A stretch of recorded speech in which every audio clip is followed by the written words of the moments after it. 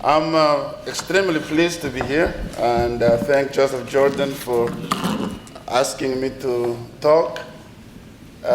Joseph had first asked me to talk about myself, my itinerary as a scholar and intellectual and political activist, but I thought it's much better to put it into a much larger perspective.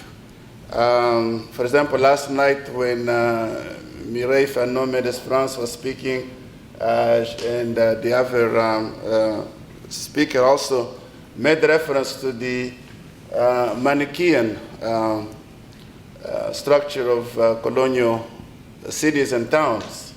And I grew up in such a Manichaean world in the American Presbyterian Congo Mission of Kasha in eastern Kasai province.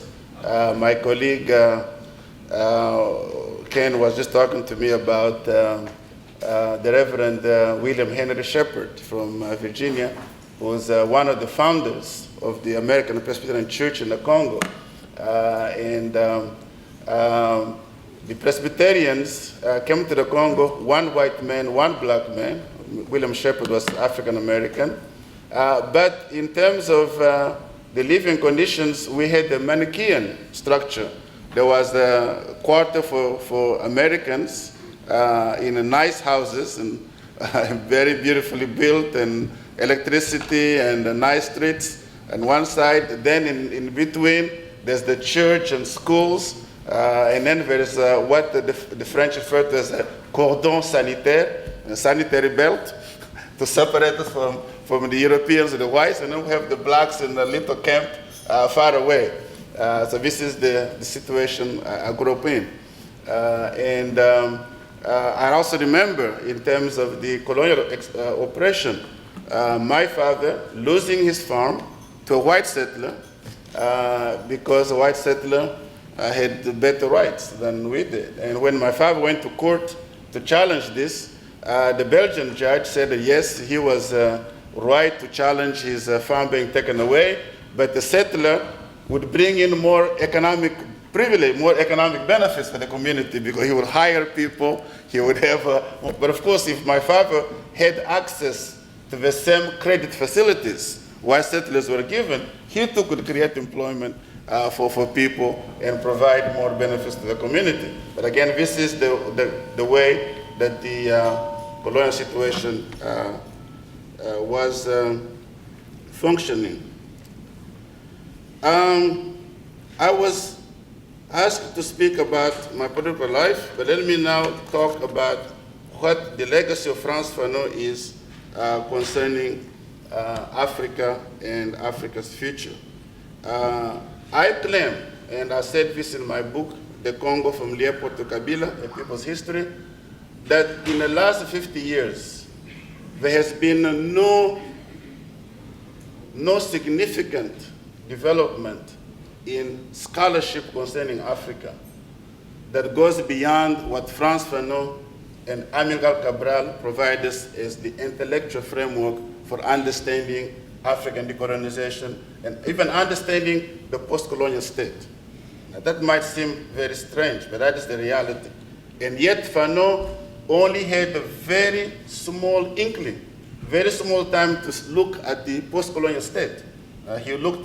He saw what? Egypt, Libya, Tunisia, Morocco, Ghana, and Guinea, and Sudan. These are a few countries he saw. And yet, on the basis of that little experience, he was able to make the most accurate diagnosis of the post-colonial state, which stands until today as the best analysis there is.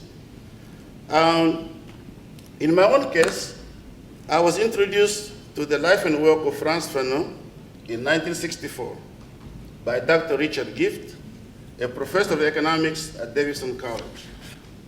Showing me the 1963 Grove Press edition of the Roche d'Herve, he asked me whether I knew this great African thinker and political activist. He was surprised that I did not. He was surprised by my ignorance. The professor said that every third-world student like me ought to know Fanon. So I took him very seriously. I went to the library and found Présence Africaine, which Joseph Jordan referred to, Le Temps Moderne of Jean-Paul Sartre. There were lots of articles talking about Fanon. And then, of course, I read Fanon in the French original, Les Damnés de la Terre, The Rush of the Earth, Peau Noire, Masque Blanc, Black Skin, White Masks, L'Enseigne de la Révolution Algérienne, which is better translated in English as the a dying colonialism, but it's the 5th year of the Algerian Revolution, basically a very good account, excellent account of the Algerian Revolution and its impact on society, and of course several other writings. In reading Fanon, I found out that my life was very much a reflection of what Fanon was talking about. And that Fanon had a very, very important and inspirational message for me and other African intellectuals. And that message is to follow the path of revolution by going to the school of the people, rather than be captured by the bookish knowledge of the ivory tower. Following the path of revolution is important in order to change the inherited structures of the economy and the state from colonialism in the interest of the rest of the earth, meaning in the interest of African peasants and workers. This is the major challenge that Fanon throws to us, and the one that Amilcar Cabral would later take on. This message rings so true in my mind, not only because I keep seeing its equivalents. I kept seeing its equivalents in the writings of some of the great intellectuals I was then reading in academia, such as Karl Marx, Antonio Gramsci, Barrington Moore, and Amilcar Cabral, but also, and more importantly, because it seemed to elucidate the tragic political experience that we had gone through in Patrice Lumumba's Congo following the independence from Belgium. Years later, and upon learning more about Africa as a whole, I found that Fanon's analysis and message were just as invaluable to other African countries as they were to the Congo. In this brief tribute to Frantz Fanon, I would like to comment on the 3 most important lessons to be drawn from his work on the African Revolution. This consists of the revolutionary role of the popular masses in Africa, both during the colonial period and after, the counter-revolutionary role of the African petty bourgeoisie following decolonization, and the need for a transformative leadership in order to make Africa a promise be truer for African people, namely the question of the African national project of political self-determination, economic self-reliance, and Pan-African solidarity. The revolutionary role of the African masses. Following the pro-independence uprising in the Belgian Congo in January 1959, US President Dwight D. Eisenhower made the following statement to a meeting of the National Security Council in Washington, quote, "I understand that the natives of the Belgian Congo want independence. Do they know how to write and read?" This was Eisenhower's question. Being a 5-star general and a true believer in elite theory of history, Eisenhower would not have understood the statement Nelson Mandela made on his release from prison in February 1990 that, quote, "It is not generals and statesmen who make history, but the masses of the people," end of quote. Personally, I feel proud to have been part of this history making by ordinary people, because in my own country, I was expelled from high school in April 1960 for my participation in independence activities. So that's my badge of honor, that we have been part of the independence process. Just as the popular masses of the Congo had done in undermining Belgian authority in 1959-60, From 1976 to 1990, the mass democratic movement, or the people of South Africa, brought down the apartheid system, whose death knell was sounded by the young people of Soweto in June of 1976. In fact, there is a famous debate in the historiography of Africa concerning the role that the popular masses play in history between the two distinguished scholars, an American political scientist and a British historian. In his otherwise excellent work on nationalism entitled From Empire to Nation, The Rise to Self-Assertion of Asian and African Peoples, Harvard professor Rupert Emerson, and one of the pioneers of African studies in the United States, wrote that colonialism was a school for democracy, when in fact it was a school for tyranny, and that the largely illiterate masses of Africa and Asia had no clear understanding of the notion of popular sovereignty and no quest for decolonization.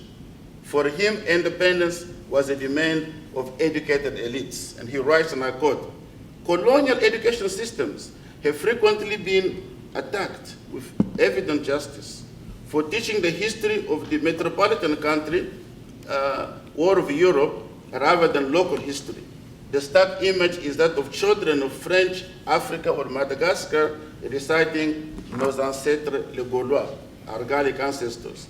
But it was from European history that the most effective lessons of the struggle for freedom could effectively be learned.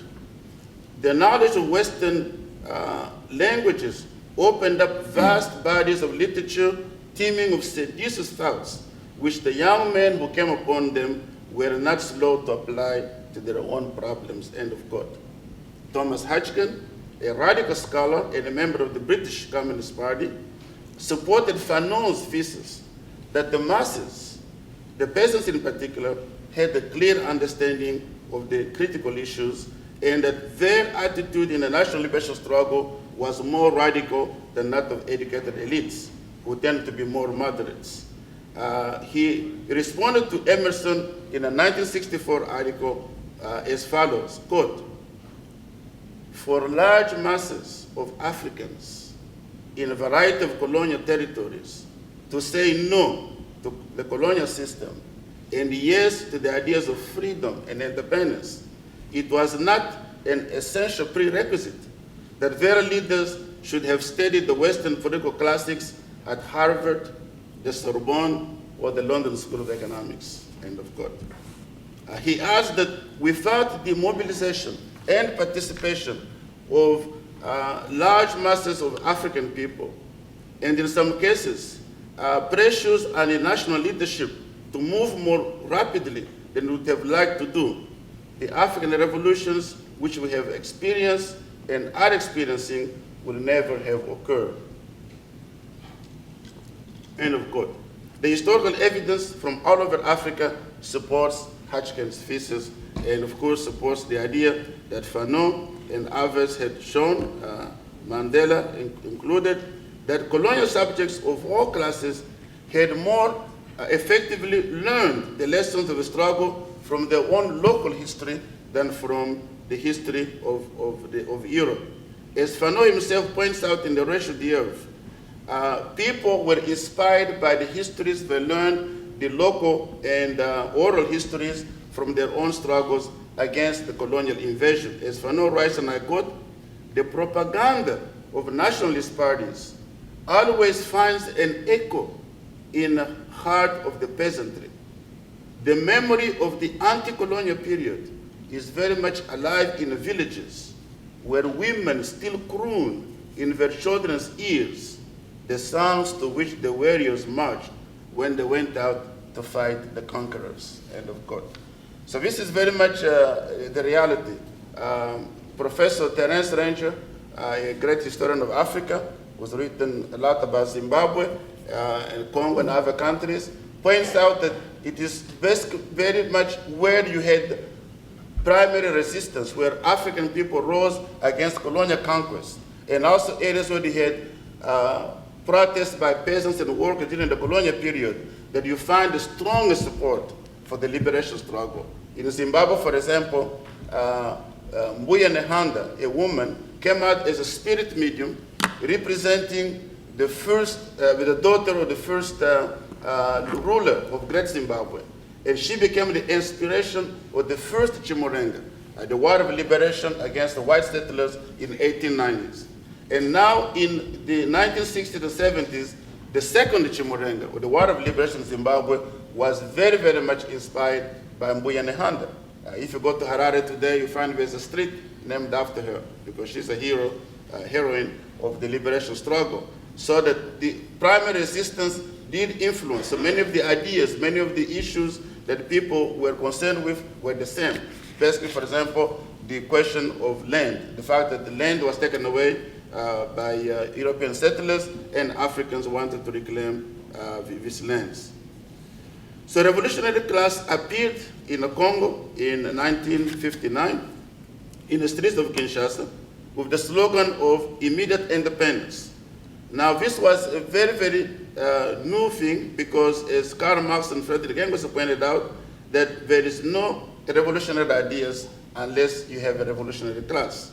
So that since our leaders, our évolués or the educated elites were not the revolutionary class, they could not really take the lead in making a strong challenge to Belgian colonialism. So it was the people who were the most important sector of society to challenge colonialism.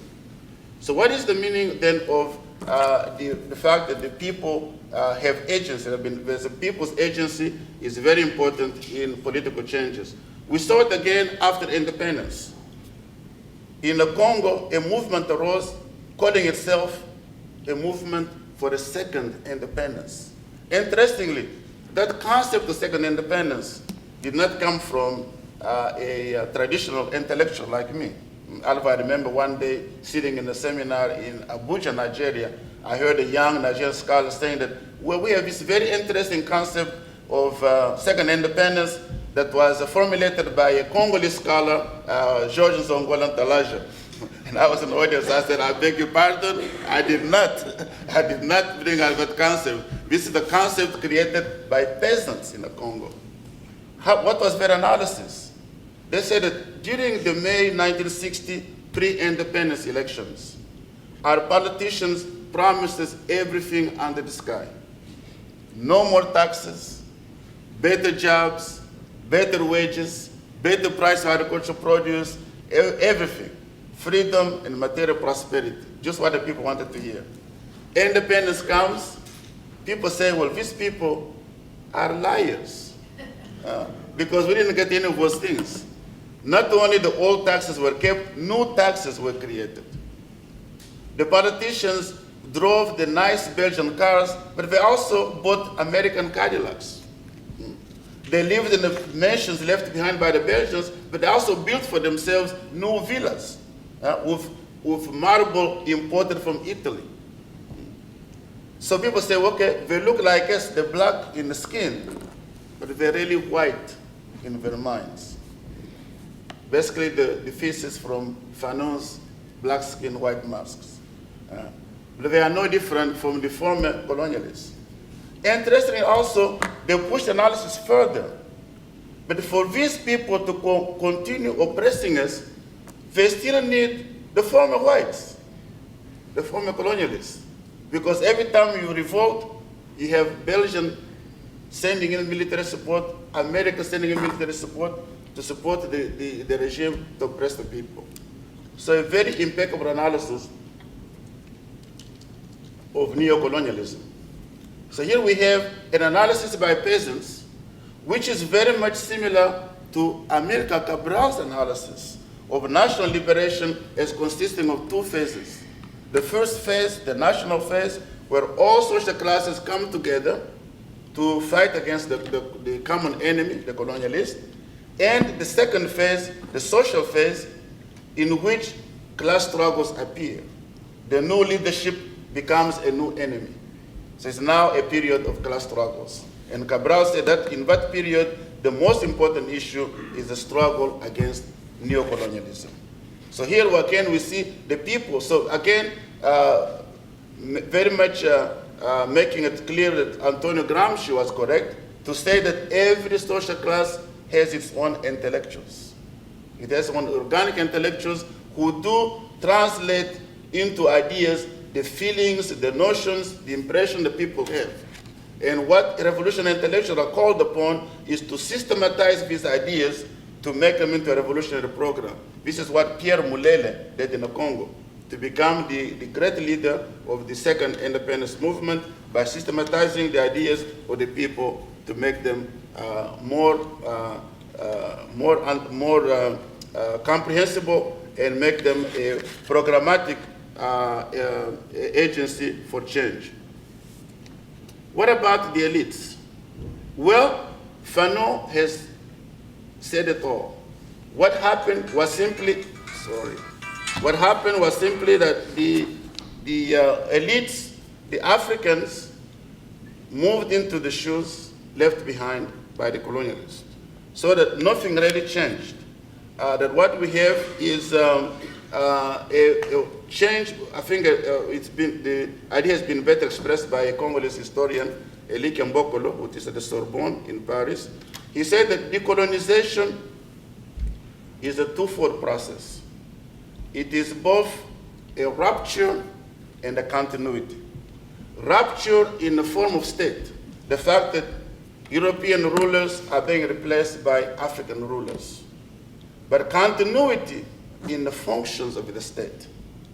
Nothing has changed. The state continues to be a force of social control, to continue gathering resources and exporting them to the advanced countries. It is interesting that in the Congo, in all our languages, when we have a Congolese linguist here, in all our languages, we call the state Mbula Matari. Mbula Matari is the nickname that the Africans gave to Henry Morton Stanley, the agent of King Leopold, because when he was building a road from Matadi close to the ocean to Kinshasa, Leopoldville, he used dynamite to blow up Rocky Mountains. So people said he's the crusher of rocks. So they called him Mbula Matari. Now that council Mbula Matari became the name of the administration. Basically what Fanon says, that colonialism is organized violence. It's violence through and through. So still today in the Congo, we call the state violence, because the state is violent. The state is not organized to benefit ordinary people. The state is organized to oppress them in the interest of a small minority. So we have a situation where a small minority of Congolese, and of course across Africa, the same thing happens. The small minority of Africans own a lot. They have now joined the ranks of the rich and super rich of contemporary world, while the majority has conditions of life which have simply deteriorated, which have even worse than what we had in my country during the 1950s, which was a decade of rapid economic growth. In the context of the Cold War, corrupt dictators were tolerated and helped to remain in power, no matter how catastrophic their rule repressed and impoverished their own people. The most typical case, of course, is Mobutu Zaire, a land of enormous wealth, and yet one that is totally impoverished, and where millions of people have died because of a failed state. But we have a state that cannot assure people's security and cannot provide for people's needs. More generally, military and one-party regimes destroyed the fledgling democracies, established independence, and re-established despotism, just as under colonialism. We have systems that have moved not only to being dictatorship, but even becoming family dictatorships, as we just saw recently in Muammar Gaddafi's Libya, where the regime was reduced to the president and his 6 sons and 1 daughter, who are basically the owners of everything, that Mr. Gaddafi would have placed in America $30 billion. And now what allows the president to have so much wealth? And we have in Washington, in 2005, a Senate commission found that the president of Equatorial Guinea, Teodoro Obiang Gema, had $700 million stashed in the Riggs National Bank of Washington. All this money belonged to one person and his family. And much of it was brought to the United States illegally and not legally. So this is the situation we have. And of course, we have the same in Hosni Mubarak in Egypt, Zine El Abidine Ben Ali in Tunisia, Omar Bongo, the late dictator of Gabon, and Yoweri Museveni in Uganda. Museveni's wife is a minister, his son is a general and being groomed to succeed his father. In Senegal, Abdoulaye Wade is grooming Karim, his son, to succeed him. So for all of these family dynasties becoming the rule all over the continent. Unlike authoritarian regimes in other parts of the world, and particularly in Asia, African regimes have failed to bring about economic development. Fanon's analysis, like that of Cabral, points to the neo-colonial relationship between the state bourgeoisie of Africa and imperialism. Whatever the failure of the regime, whatever the nature of the regime, development has remained elusive because of a lack of an autonomous strategy of development by African states. Instead of pursuing the Pan-African project of development through self-determination, self-reliance, and Pan-African solidarity, African governments have simply implemented development strategies developed by Western countries and the international financial institutions under their control, namely the World Bank and the IMF. Reliance on the extraction of raw materials for export and limited investment in infrastructural production in Africa has meant very high levels of unemployment, even for university graduates, and high levels of discontent. If African countries bear the major blame for this economic failure, the developed countries and the international financial institutions are also to blame because they contribute to perpetuating the colonial model of development. Moreover, it is the developed countries that reap the benefits of capital flight from Africa. I mentioned Gaddafi's money and Obiang's money, but there are also the banks in Switzerland, Luxembourg, in the British Caribbean are all part of the system of capital flight from Africa. So what is needed then to transform Africa? We need a transformative leadership. Returning to the theme of mental decolonization, already examined in Black Skin, White Masks, Fanon ends the Rage of the Earth with a call for a new type of human being in Africa. That Africa's future requires this new person who is going to be, to bring about change, who's going to bring about a total identification, what Cabral calls class suicide. Many people don't understand what Cabral means by class suicide. Cabral points out that what is needed is for the leadership to be completely on the same wavelength with the people, to identify fully with the deepest aspirations of their people. And that implies that you must have economic policies, economic strategies, which are designed to benefit the people and not designed to benefit the elite and their allies in the outside world. And Cabral says very, very correctly, and I think this is in support of Fanon's idea, that what is needed is to transform the inherited structures of the economy and the state so that because these structures were not created to benefit the people, they were created to benefit imperialism. So Cabral sends as instructions that destroy the economy of the enemy and to build our own economy. These are the marching orders that Cabral and Fanon have sent to the African revolutionaries. That without that, we cannot really expect to bring about change.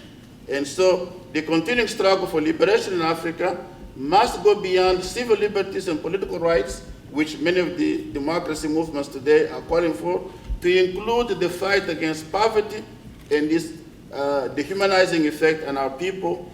For democracy is meaningless if people cannot eat properly, do not have a roof over their heads, and do not have access to primary health care and education. There's no need for us to keep the myth of droughts producing famines. Have you ever heard of drought-producing famine anywhere in the US? There's a drought going on in North Carolina right now. We don't see any babies with distended bellies and so on. In 1985, Mahmoud Mandani lost his passport because in a speech in Kampala, he said that we have to distinguish between a drought and famine. Drought is a natural phenomenon, but famine is a social phenomenon. And famine is a concrete manifestation of bad governance. The fact that the government is unable to prepare for emergencies, is unable to prepare for disaster management. The government of Milton Obote took away his passport. And I was asked by the African Center of Political Science, meeting then in Addis Ababa, to write a letter of protest on behalf of the association to give to the Ugandan government, which we did. But again, this is a very, very important thing. Right now, I was in Kenya this summer, and thousands of refugees are coming from Somalia. We have Kenya, Ethiopia, Somalia, all caught up in a huge famine. And of course, all the governments explain this as a natural phenomenon. But of course, it's a dedication that the government, of course, Somalia has no government, and the governments of Ethiopia and Kenya have not, like governments all over Africa, prepared well for dealing with emergencies. Africa has all it needs to liberate itself from famines and impoverishments. The only way to achieve this objective has already been shown by Amilcar Cabral in both his brilliant analysis of neocolonialism and in the slogan I mentioned. African governments must transform the economy and the state to make them more democratic and the people friendly and more people friendly. Instead of of accepting development strategies and policies imposed on the outside, they have to develop their own. But again, for that to happen, we need a leadership that is revolutionary, a leadership that remains faithful to the message of Frantz Fanon, that we have to go to the school of the people and use the knowledge and wisdom of the people to solve the problems that Africa faces. It's only by doing that that we can bring about democracy and social progress as the people of Africa have been dreaming since the 1950s. Thank you very much for your attention.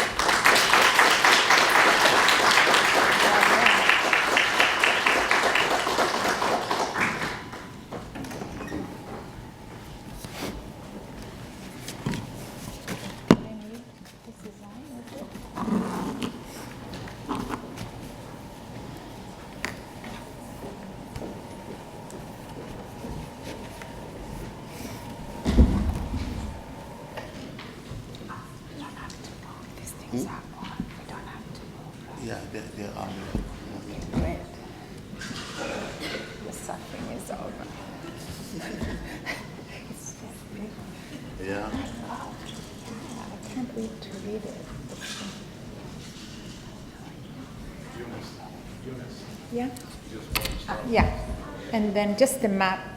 Oh, what I need is the map. If it could stay there. Put the map. Yeah. There. Thank you. That's what I need. Yeah, thank you. I think you've already been introduced. You can go ahead. People are talking, so yeah. I have no idea. Maybe we need a break or something.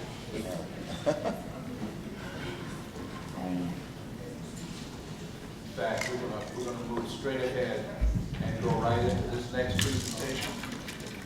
So those of you, as soon as you grab your refreshments, please just take a seat and we'll continue.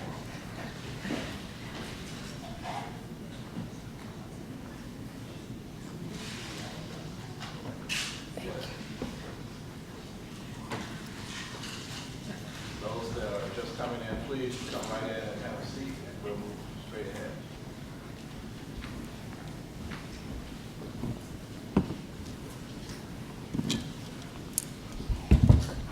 Okay, thank you. It's always very difficult for people like myself who are referred to by my mom and people who know me in Kenya, who know my generation, as post-colonial brats to follow people like Professor Nzongola. And of course, my colleague and friend, Professor Jordan, when he asked me to come here and offer some comments, he told me, I want to hear your stories. I don't know what to say. I don't have all these stories that my colleagues have of the colonial moment. But at the same time, the title of my talk is Geographies of Violence and Displacement, Territories, Citizenship and Power. The question of violence, political violence to be very specific, and the notion of territory is very, very much important to me. It shapes family memories when I was growing up. It's violence and territory marks my first encounter or visit to the so-called African village with my parents and my brother I'm going to date myself, in the 1960s. We were driven from Nairobi by my parents to go and visit our grandparents.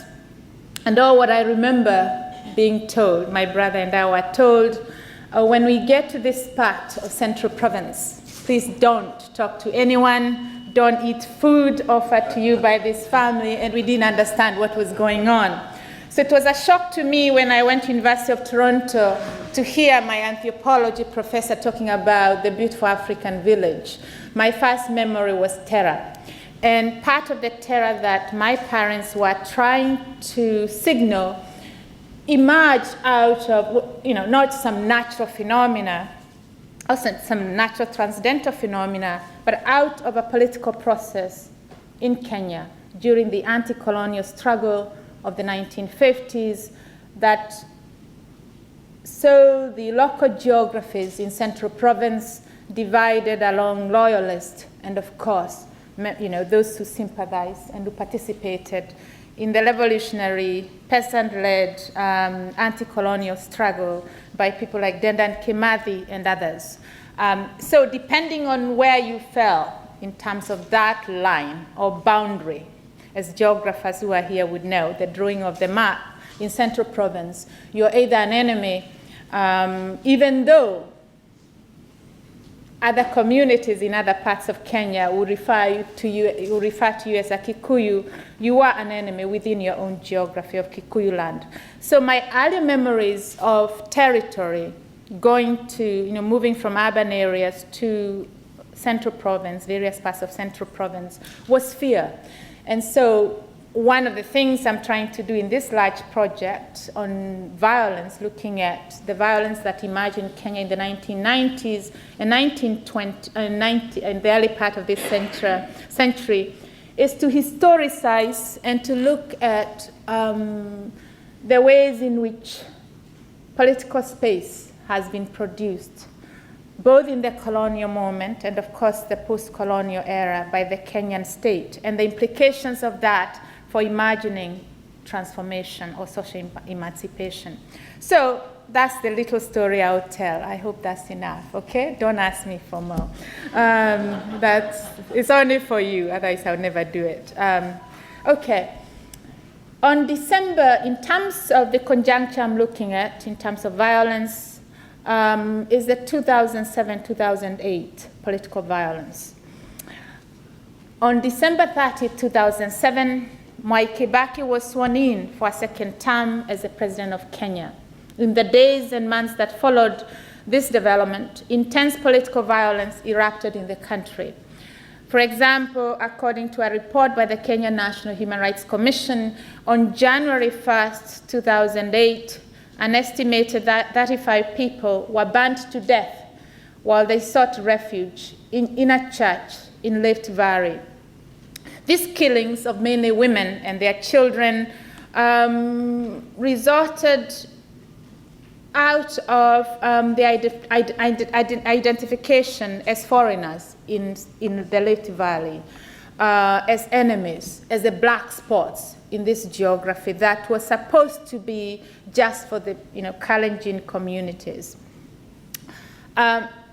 In other parts of the Rift Valley, members of the Kisi community, Luo communities, and those who are considered as supporters of President Kibaki's party, the Party of National Unity, were also killed and harassed for almost a year.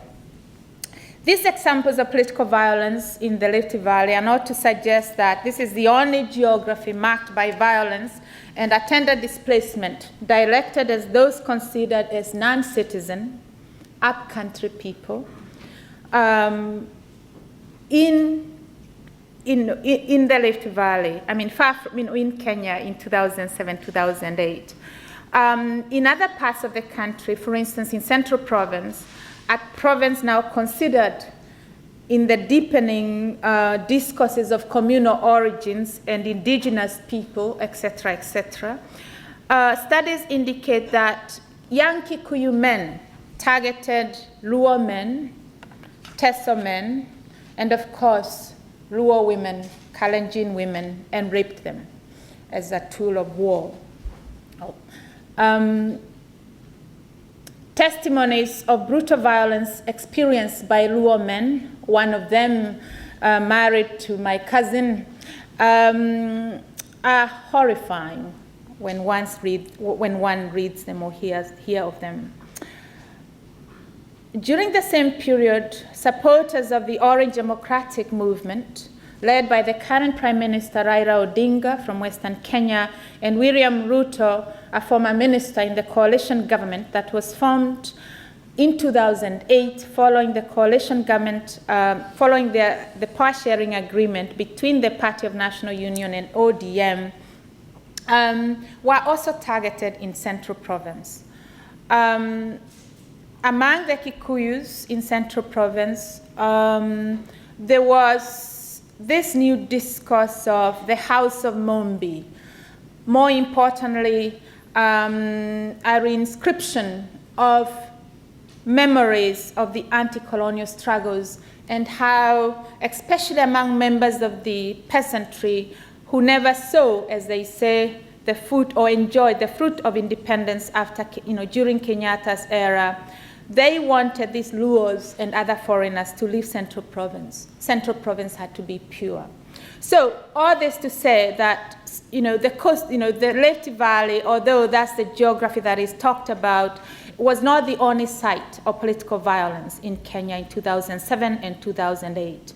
In the coastal province, in Mombasa and other areas, those constructed as upcountry foreigners, Luhias, Kambas, Kikuyus, were given warnings by the Kaya Revolutionary Council to leave the coastal province within 72 hours, otherwise they would be killed. Now, the political violence of this period was not limited to these rural geographies. Witnesses and victims have narrated about their experiences of violence in Nairobi, Mombasa, Thika. Furthermore, the current pre-trial proceedings that some of my students are following at the International Criminal Court in The Hague details the emerging details, is offering details concerning state-sponsored violence through networks of state security services and organizations dominated by leading elites such as the Minister of Finance, Uhuru Kenyatta, the son of the first president of Kenya, Jomo Kenyatta, in cities such as Naivasha, Nakuru, and of course Nairobi, by members of the outlawed Mungiki youth movement, which claims to represent the historical grievances of peasants in Kikuyu land. Overall, the 2007-2008 political violence resulted in over 1,500 deaths, and thousands of Kenyans lost their homes and ended up living, moving into internally displaced persons camps, which still exist in various parts of the country. Furthermore, the gender dimensions of this violence was, horrific. Not only in the Rift Valley, Central Province, but also in the IDP camps that have, and the gendered forms of violence have been well documented by the Federation of Women's Lawyers in Kenya, Human Rights Watch, and the Kenya National Human Rights Commission. Now, I offer these examples of political violence not for any other reason, but one, to honor the memory of those who died in 2007, 2008, including several of my relatives in the Rift Valley and other parts of Kenya. But more importantly, what I am trying to do in this project is to understand the emergence and the making and the production of geographies of violence and displacement in Kenya. I suggest that my entry point, a relevant entry point would be an investigation of the social-spatial practices of the state, to borrow a term from the geographer Neil Brenner and Stuart Eldon's work. I think that this is a relevant starting point, mainly because, and thinking of this week's forum, one of the most important intellectuals in my life, in terms of my intellectual formation, Frantz Fanon, had a very profound geographical imagination, as Derek Gregory would argue. If you read The Wretched of the Earth, where he discusses and highlights the colonial practices of the state and the role of the colonial state in the production of political space and the violence underpinning this process, be it in the making of the colonial city, which according to Fanon was a geography of unequal compartments, as Professor Nzongola indicated in his talk, with a dispossessed native quarter, and of course a living, green, and secure European one. My father grew up in the eastern part of Nairobi, and I have memories of him trying to get us to go to the most fancy restaurants in Nairobi after independence. And of course, he was always called a boy. Even though he worked for the state, we were not allowed to go to Westland, Kiririshwa, and other European quarters in Nairobi. Those geographies that emerged, those special geographies that emerged in the colonial era, continue to exist in Nairobi, and most neo-colonial geographies, such as Durban, where I do most of my work, and other places. At any rate, Fanon inspires me not only because of his geographical imagination, but because of his commitment to social emancipation of the African continent and other geographies that have been colonized, and geographies that continue to experience modes of coloniality or power, be it in Latin America, the Caribbean, and elsewhere. So for me, he's not only an inspiring, he doesn't just inspire me at the intellectual level, but also in my political engagements in various parts of the continent. What I want to do in the remaining moments I have is to highlight examples of what I term as state spatial strategies that emerge in the colonial moment and the post-colonial and the neo-colonial era, which I argue laid the foundation for the 2007-2008 political violence in Kenya. Now, while I focus, for my talk today, I focus on the state social spatial strategies, this does not mean these are the only sources of recent political violence in Kenya. In this project I'm working on, I'm also examining the cultural symbolic geographies that were at work at the developments leading to the violence and during the violence. And I can highlight some of this during the Q&A period. At any rate, going back, just taking a historical look, taking one step back to the formation of the colonial state, in the late 1800s, to the first decade of the 20th century, what we see in what is now known as Kenya was the various colonial interests really competing for the control of the East African territory.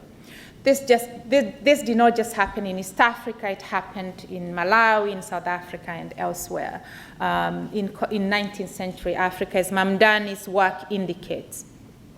At any rate, in the context of Kenya, what we see is a small but very committed settler-led government that engaged in social spatial practices geared to the consolidation of power in a centralized state form.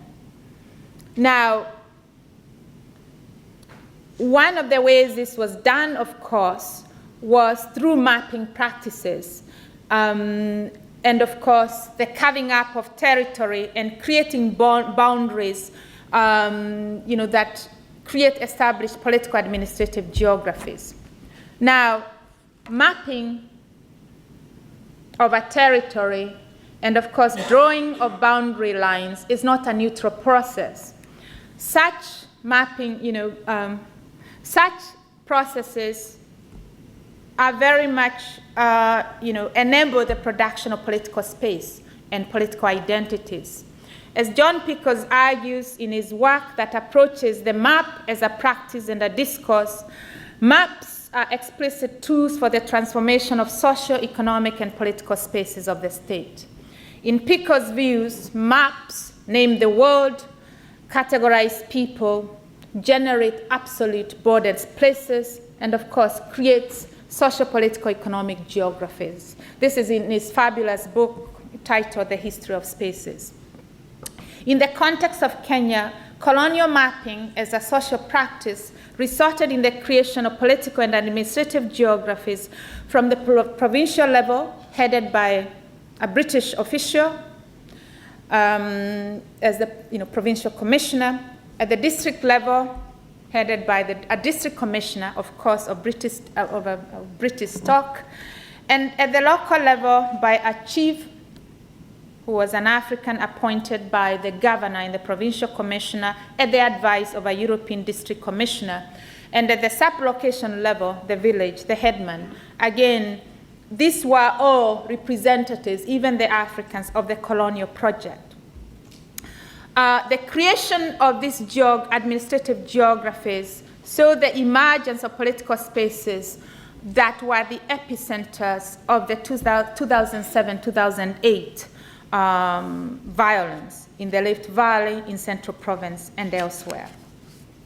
In the main, the colonial state social spatial strategies had a great influence on the process of political identity formation and the foundations of the emergence of the Kenyan state, and of course the rise of and emergence of regional economic inequalities. In terms of political identity formation, the drawing of the map, the drawing of the boundary in these various territories during this period was aimed at reconfiguring pre-existing social and political orders. The pre-existing or pre-colonial social orders, of course, as Mamdani has suggested, at the level of identity formation and social relations, offered more fluid and wider spaces, in terms of negotiating identity. What happens with the mapping and the carving up of boundaries was the emergence of this absolute and very hardened forms of political identity. You are Luo, I'm a Kikuyu, we don't know each other. And we've been enemies forever. But what I want to suggest, and what I'm suggesting in my work, is that this was the result, what is called tribal tensions and ethnic identities should always be placed or examined through a historical and, of course, a political lens. There's nothing natural about Kikuyu identities or Kalenjin identities in contemporary Kenya. These identities emerges out of these social spatial projects of the colonial state and, of course, of the neo-colonial states led by President Kenyatta and, of course, President Moi, and currently by President Kibaki.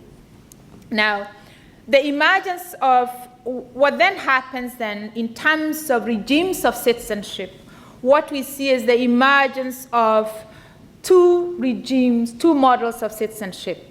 one territorial nation, you are Kenyan, and one ethnic-based. And of course, mediated by the legal orders of the state. The civil law for the Europeans, and of course, the emerging African ruling elite based in the cities, and of course, customary law created by the colonial state without consulting African communities. And of course, this customary law governed the processes of identification of African subjects, and of course, their access to land, etc., etc. As Mamdani argues in his work, Citizen and Subject, and in his recent major talk, actually key address to the East African Assembly in Arusha on June 30th, 2011. Overall, through maps, surveys, census, boundaries, and political economic processes, what we see on the eve of independence and beyond is really the emergence of these political geographies that were very much produced by practices of the colonial state. What then happens in the post-colonial moment is an attempt to naturalize what was actually, or what were actually political, historical, and spatial identities that emerge out of spatial practices of government, and to present them as natural.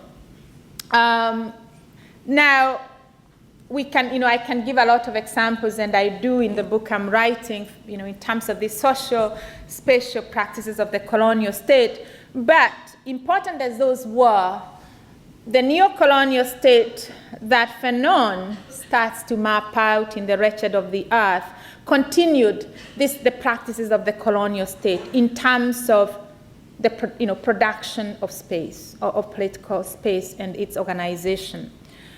So while the territorial strategies of the colonial state are important, it's really, really important to pay attention in terms of what happens in the neo-colonial era.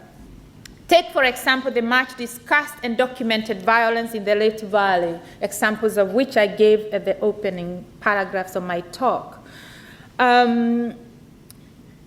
What happened during the negotiations that went on in London between the nationalist African elite and the British government laid, especially on the question of how land reform was to occur, laid a strong foundation for the political violence that emerged in the Rift Valley and other parts of Kenya in 2007 and 2006. For instance, during this negotiation by the African elite and their British counterpart, the Kenya Land Settlement Program was hatched. The rationale for this land settlement program was that landless people in various parts of Kenya would be given priority in buying land from the departing white settlers in the white settlement of called the White Islands in the Rift Valley and parts of Central Province. Well, in terms of how this project was implemented, even though some peasants were able to buy land through land cooperatives and other avenues, the most productive land was purchased by elites from various parts of Kenya, the Kenyatas, the Ogingas from Western Kenya, etc., etc. Yet, in 2007, 2008, it is the peasants, poor peasants, Kalenjins and the Kikuyus and the Luyas who are killing each other, while the elites were busy organizing marriages, of their children, or Raira's, sons married, Kikuyus, etc., etc. I'm being funny, but it's serious anyway. But it's a serious point in terms of the ways in which dominant elites in the various communities that make up Kenya tend to really fuel or mobilize these ethnic identities for their own purposes, saying we are pure Kikuyus, we are poor Kalenjins, and we will never meet or marry each other. Anyway, moving on. by the 1990s, the land settlement program had seen quite a number of people buy land in the Rift Valley. And what you see is emerging tensions between Kalenjin, the various Kalenjin communities in the Rift Valley, and these communities from other parts of Kenya. And of course, the emerging tensions, the rising tensions occurred in a period in which President Moi, who is from the Rift Valley, was busy reconfiguring local geographies for his own political projects. So the combination of Moi state, social-spatial strategies, and of course, growing tensions at the ground level, what we see from 1992 to 1998 is the killings of a lot of people, poor people in the Rift Valley, for no other reason than that they were not Kalenjins, and that they were being called settlers actually, and they were being told to leave the Rift Valley for the Kalenjin communities. Now, when Mwai Kibaki came to power in 2002, and of course again in 2007, what political elites in the Rift Valley and other parts of Kenya, especially those affiliated with the Orange Democratic Movement, started arguing that the Kikuyus had dominated political and economic power in Kenya for a very, very long time, forgetting the 24 years that Moi was the president. But leaving that aside, what we see between 2006 and 2007 is the mobilization of ethnic sort of grievances in the Rift Valley, and of course in Central Province and other parts of Kenya, laying the foundation for the violence that emerged after Kibaki was sworn in on December 30th in 2007. Now, what I'm trying to do here is to, as I mentioned at the beginning of my talk, is to try and historicize this political violence, partly because when you read comments about the violence of 2007, 2008, even in academic discourse, the tendency is to represent the violence, the roots of this violence as old tribal primordial tensions, which is not the case. These are African people who hate each other. They cannot stand each other because of their primordial loyalties. What I'm arguing is this is not the case. The political violence of 2007, 2008, just like the political violence in Central Province in the 1950s, emerges out of historical and political processes, and of course the social-spatial strategies of the state. And inspired by Fanon, then, what I'm trying to suggest is that we need to look at violence through a historical lens, not just in Kenya, but other parts of the continent. Mainly because what you see in the emerging discourses of development, especially those emerging from dominant sites of development, whether it's the World Bank, AFRICOM, and other places, and also universities, is the idea that Africa is the king of ungovernable spaces. And Kenya is given as an example, so is the Congo and other places. And what you see is the reinscribing of a Hegelian view, not only of Kenya, but Africa in general. A continent that cannot govern itself, mainly because it has refused to pull itself up, by its bootstrap and join modernity, along the lines followed by European countries and, of course, the US in the post-1945 period. This whole this whole erasure of colonial history and the legacies of the colonial moment, and of course the reproduction of modes of coloniality or power that Professor Nzongola and others have indicated, and what I was trying to suggest in my paper, is very, very problematic at an intellectual level and, of course, at a political level. So what inspires me about Fanon is, in terms of this work I'm doing, is this call by Fanon to really think historically, but also to pay attention, not just to historical processes, but also to the production of space by the state and the implications of that, not only for emancipatory projects, but how we think about or how we analyze conjunctures such as the one that occurred in Kenya in 2007, 2008. I'll leave it there. That's enough. Okay.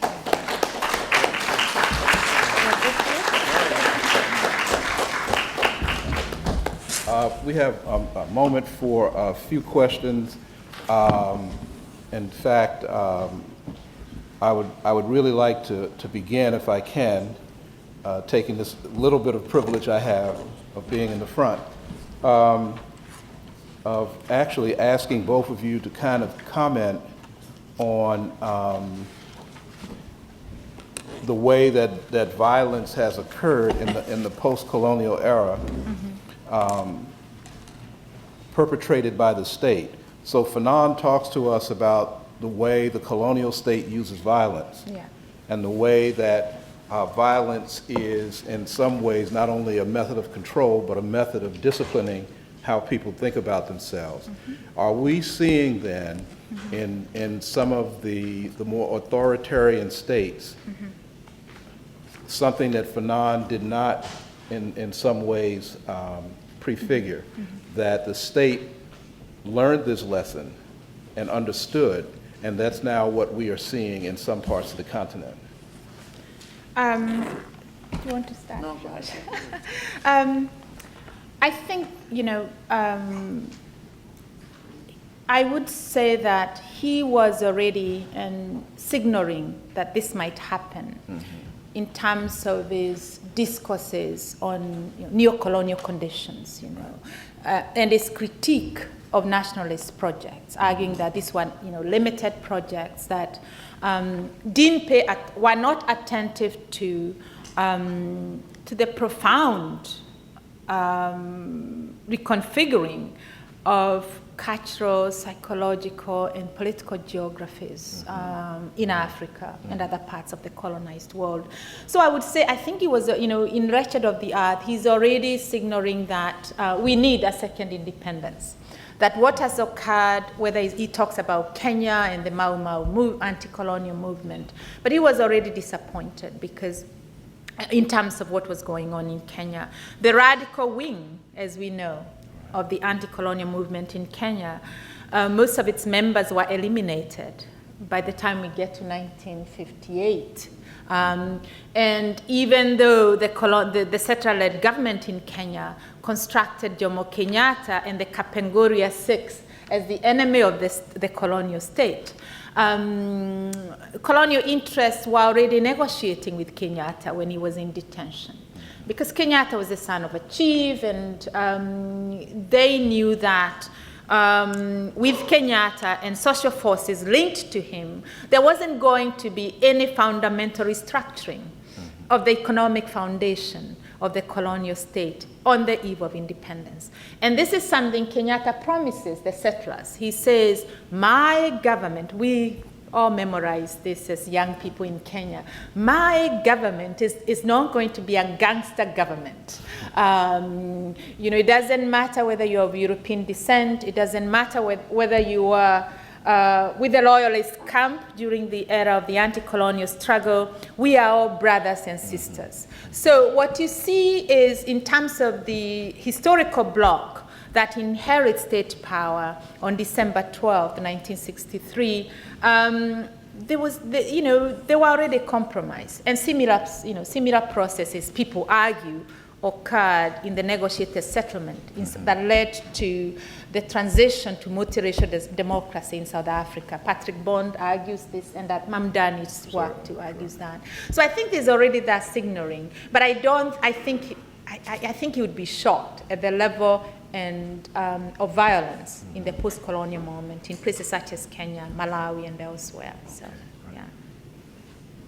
Well, if you read The Wretch of the Earth, the chapter on pitfalls of national consciousness is extremely eloquent about the violence of the post-colonial state. Fanon depicts the post-colonial state as an organization of violence in favor of the ruling elite and the ruling party. For example, the fact that the party, rather than representing the interests of the people, is actually an auxiliary instrument of the police and the security forces to control and oppress the people. You have in most of the countries, the youth branch of the party becomes an armed militia. In the Congo, it was interesting. We had the Mobutu's party, the MPR, the youth of the party called the GMPR, had the division called Brigade Disciplinaire, Disciplinary Brigade. The Disciplinary Brigade, what was its job? These are lumpen elements, young toughs, members of gangs in the neighborhoods, but they are the auxiliaries of the police. There's a murder that takes place or a rape takes place, the police is at wit's end, they can't find out who did it. These guys know who did it. And if they decide to pick him up, they go and pick him up and hand them to the police. So this is, and Fanon describes all of this. Unlimited experience he had, he already understood how this thing works. And you see, for example, genocide in Burundi, genocide in Rwanda, who are the people perpetrating it? We have the government troops. In addition to the government troops, you have the youth militia. The youth militia of UPRONA in Burundi, the youth militia of the MRND in Rwanda, the so-called Interahamwe. These are the people who participate. So this is the post-colonial state is again an organization of violence in the interest of the ruling elite. Can I just to add one comment? I think also it's important to mention that the production of these geographies of violence is also occurring under neo-colonial conditions. I mean, it serves the interests in the immediate post-colonial period, of geopolitics of the Cold War. Post-September 11th, places such as Kenya, the Kenyan government is a partner on the war on terror. I mean, and so is Ethiopia. So is Tanzania. So there is a global context to these processes that have seen the emergence of these geographies of violence and displacement. And I think Fanon, when he talks about the intermediary class, right. I think he's already signaling that the emerging historical blocks in various parts of the continent are very much linked to dominant elites and dominant processes in the global north. Yeah. Okay, thank you. Other questions? Go right ahead. Professor Nzongola, I found both presentations very insightful. I found your analysis quite detailed about the problems of the state.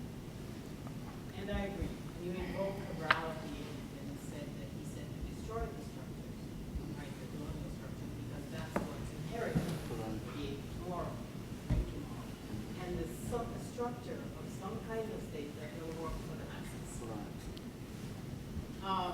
As I said yesterday, and I use South Africa as a perfect example, if that is not done, then this will continue. That's why for me it's not post-colonial, it's neo-colonial.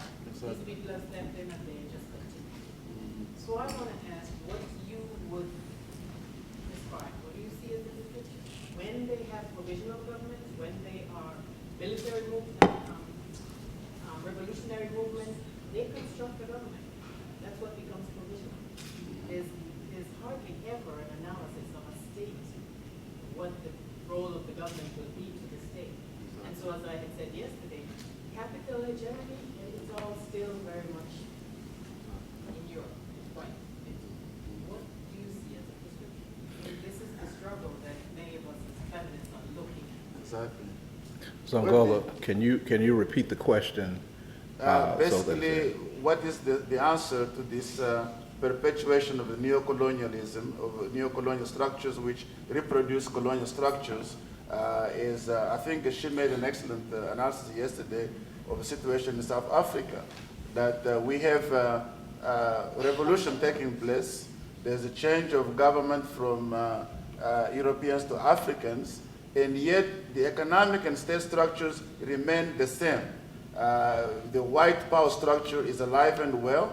Now we have a small black middle class because of this so-called the black economic empowerment, the BEE program that Thabo Mbeki introduced.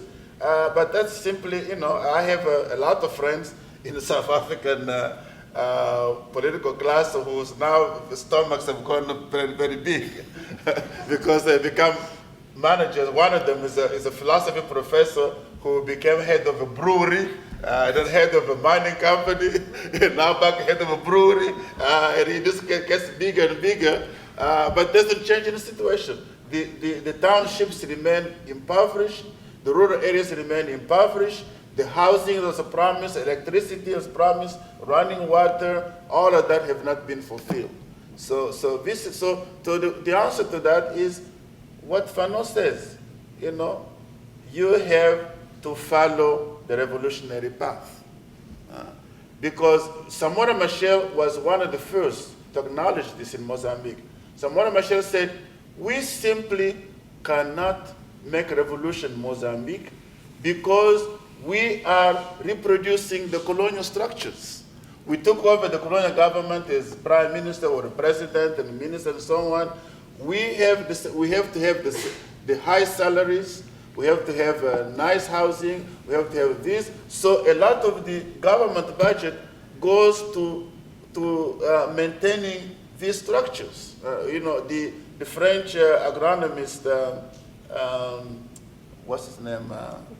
The one who wrote the False Start in Africa.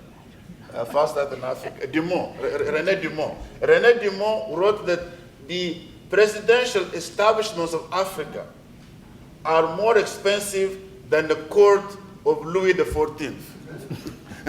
I don't know if it's true or not, but at least it gives an idea. The fact that these governments spend, we have President Mobutu in the Congo had more money than the rest of the government combined. The presidency took more of the government budget than all the other ministries. And we don't know what he did with it. Certainly we know that he went to his cronies. I was told, I was in Brussels last week and had the dinner at the house of one of my sisters-in-law, and was a former governor of Kinshasa, the city of Kinshasa, which has over 6 million people. And he was talking about when he was in the Central Committee of Mobutu's party, he went to Belgium for medical treatment. And he spent 3 months in the hospital. So he couldn't pay the bill, of course. So when he went back to he signed a promissory note that the government of Congo will pay. When he went to the Congo, the government took its time. They never paid the bill. So he talked to Mobutu's uncle, Mr. Lito, who was a very, very influential businessman. He said, but I've been asking the government to pay my medical bills, we're not paying it. So Mr. Lito picked up the phone, spoke to Mobutu in their own language, tribal language. and so he tells this guy, let's go see the president. They went to the president's house. They got to the president's house. The president said, oh, I understand you need the money to pay the medical bills. Said, yeah. So the president goes into the next room, comes back with $20,000 in cash. He said, here's the money to pay the bills. And then I'm sure you need the first-class ticket, airplane ticket to go to Brussels to pay the bill. Here's the ticket, here's money for the ticket. Now, how can the president be the treasurer? And what's the money to say? So we have to destroy this structure, and what we need is revolutionary movements that are dedicated. Unfortunately, most of our revolutionary movements have failed. Look at Algeria. Look at South Africa. Look at Angola. In Angola, the British NGO Global Witness reports that every year, out of $4 billion in oil revenue, they cannot account for 1 to 2 billion. They simply disappear. And here are people who are supposed to be revolutionaries. The generals and the politicians are revolutionaries. And then they disappear $1 to $2 billion every year. Nobody knows about it. Parliament can't ask any questions about it. The press can't question it because the government is very repressive. So this is a problem. We need to challenge these people. They have now betrayed the revolution. We need revolutionary movements. This is why the Arab Spring is very, very important. The fact, and of course, this is not, as I said on Tuesday night, it is not the first time we've had the street overthrowing governments. It happened in Sudan in 1964, in 1985. It can happen in other places as well. We need the people to organize and challenge these regimes and bring about governments dedicated to the realization of the deepest aspiration of the people, which are two: people aspire for freedom or democracy, people aspire for social progress or material prosperity. And we can provide that because we have the resources and we have the skills in Africa to do that. Right. Go right ahead, Darryl.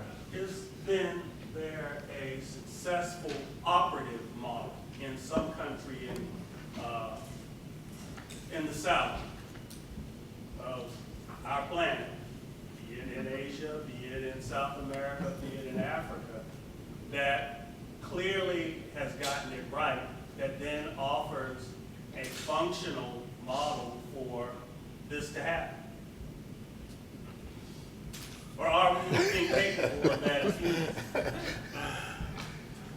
I think, I can. Go right ahead. I would think that I think for a couple of years there, Bolivia was taunted or given as an example of hope in terms of social emancipation.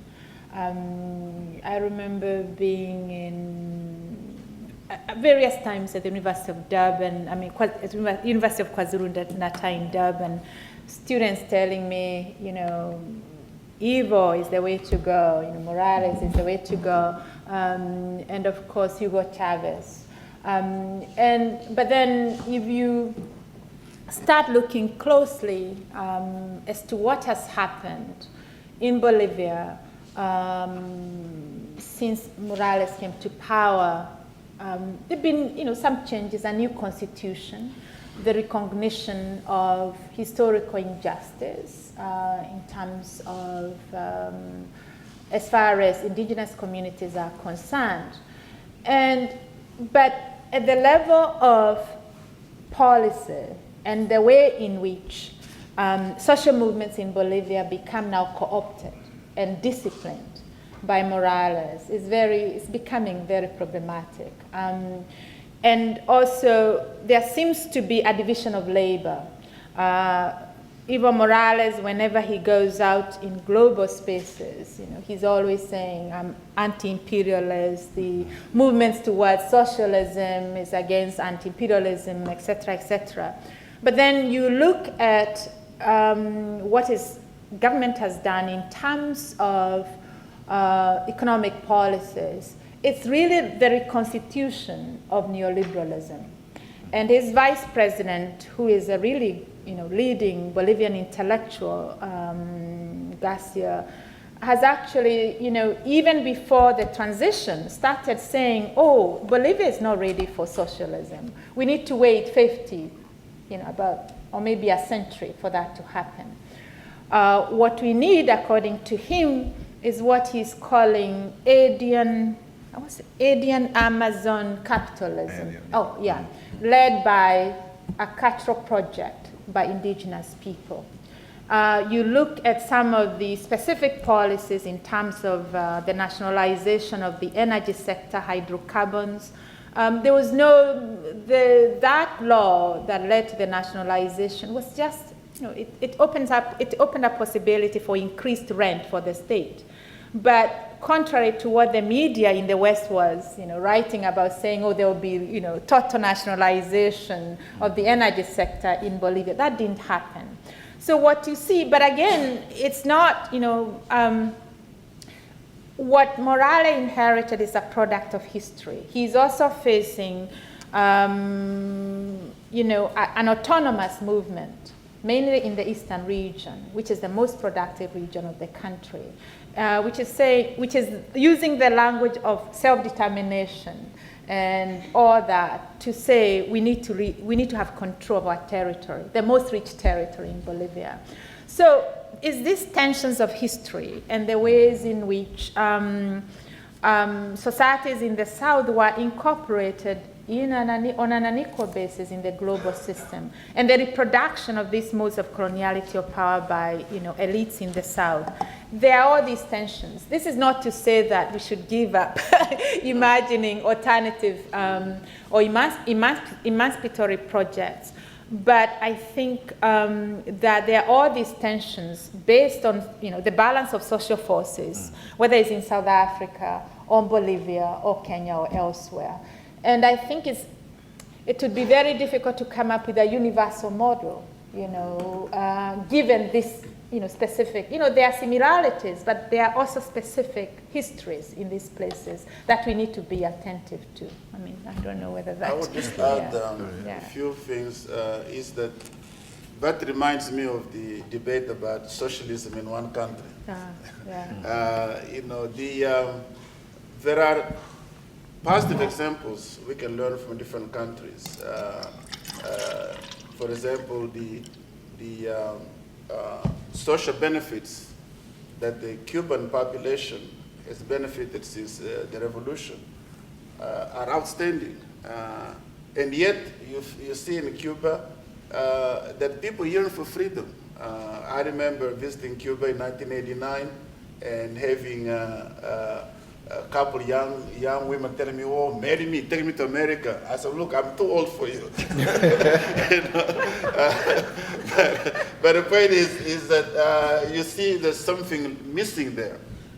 What we need is really strengthening revolutionary movements. What we've had in Africa is that every time we have a leader who has vision, who wants to form such a strong social movement, he is eliminated. Thomas Sankara is killed in Burkina Faso. Chris Hani is killed in South Africa. Lumumba is killed, of course, by the colonialists, the imperialists in the Congo.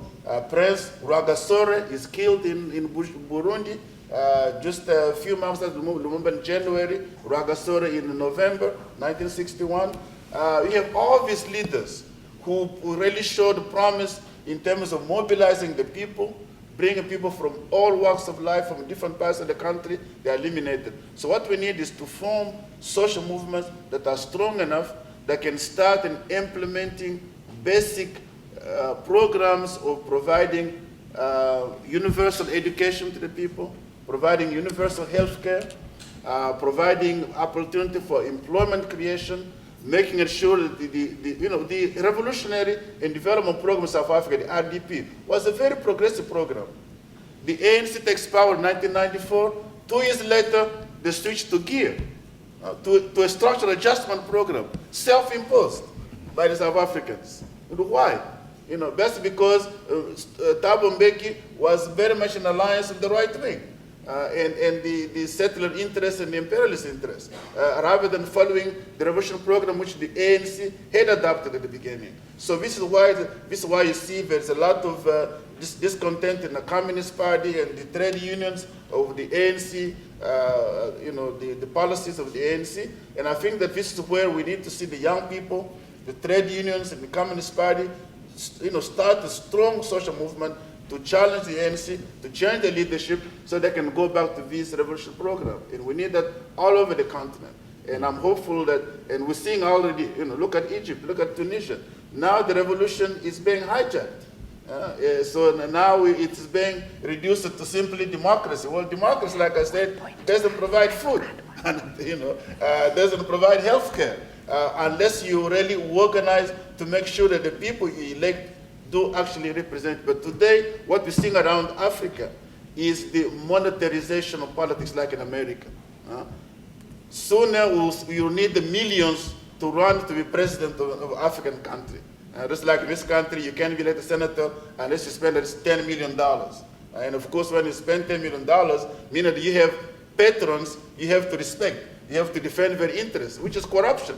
But of course, in America, this is legalized corruption. but this is not good for democracy, because it does not. You look at what's happening now. Many legislation cannot pass in Congress in this country because members of Congress are tied to special interests, so they can vote against it. This is the danger we see in liberal democracy, and we have to organize that. We don't want that kind of democracy. We want, like what Claude Ake said, what we need in Africa is a social democracy, one that puts the interests of the people ahead of everything else. Yeah, I mean, okay, just to add one point, sorry, just one point. I think in the there are some interesting developments that signal the emergence of, alternative, networks committed to social emancipation. I'm thinking about Bunge ya Wananchi in Kenya, young men and women who formed the People's Parliament, and they're linking up with young people in Tanzania, young people in South Africa, young people linked to the World Social Forum. And through the World Social Forum, they are connecting with the other young people in Latin America, Asia, and elsewhere. And what you see, this is it may take time, but there are other processes that are happening. So we need to think of this maybe as a double, even a triple movement. There is the dominant hegemonic drive of elites, both in the global north and the global south. But I think there are other, political movements that are emerging that you find in very interesting places. And they are thinking differently about territory, how to organize social life, how to organize economic life. These are small projects. If you go to the southern part of Mexico in Oaxaca, you find all these, and Chiapas, you find all these autonomous movements that are inspiring young people elsewhere. So even what we see is the reimagining of what is political and defining what is political. And that is interesting, and I think it's good to foreground those small, what seems to be developments at this, at the local level, but they are linked to other networks that are committed to emancipation. So I wouldn't give up. I think. Yeah, we're going to take these last two very quickly, and I think part of what you're kind of indicating is that it's not necessarily state solutions or orientations towards developing states as opposed to some other path. Yeah. But you have to control the state. You can't have a change if you don't control the state. Well, there are different kind of revolutions. So let's take this gentleman, and then we'll come at you, Linda, and then we'll end so that we can go into the next session. Please, go right ahead. Chris, go ahead. You were actually just getting to my question about thinking more locally or regionally in these networks. Yeah. You mentioned the movements in Mexico, right? There's peace communities in Colombia, the Landis movement in Brazil. Mm-hmm. What kind of examples of those sort of self-determining, trying to exert that solidarity within Africa that are happening? You kind of mentioned youth in Kenya. Yeah, there are some autonomous movements in South Africa, especially in Johannesburg. The Landless People's Movement, and also the Landless People's Movement in Malawi. So they are emerging, and the World Social Forum and the African Social Forum has been has offered a very interesting space to bring these movements together, and I find that the space that has opened through the Africa Social Forum, very promising. So we keep pushing for that and encouraging young people to go, however we can. And just somebody who visited here last year, and he met with Professor Jordan. I think you met him, Chris. I don't know. Firoz Manji, who is an Kenyan intellectual based in London, and publishes the Pambazuka newspaper and has Pambazuka Press, is a key organic intellectual trying to link these emerging movements among the youth. Pambazuka News is published in Brazil, and he has now started publishing in North America to link the young generation of African diaspora with what is going on in the continent, and that is promising. Linda, we'll let you have the last one here. I'll just be brief. I want to submit that all the movements that Professor Fowler referred to, and I agree, are of young people. Yeah. Are movements where you see a lot of women also involved. Yeah. Right? Yeah. And I think that is what historically has been missing. Yeah. have to acknowledge that. It's not just having women because they're women. No. It's about creating something different around the questions of gender. Yeah. Like Professor Nzongola said, we have to recognize what is happening in Africa in all those places that we have been talking about.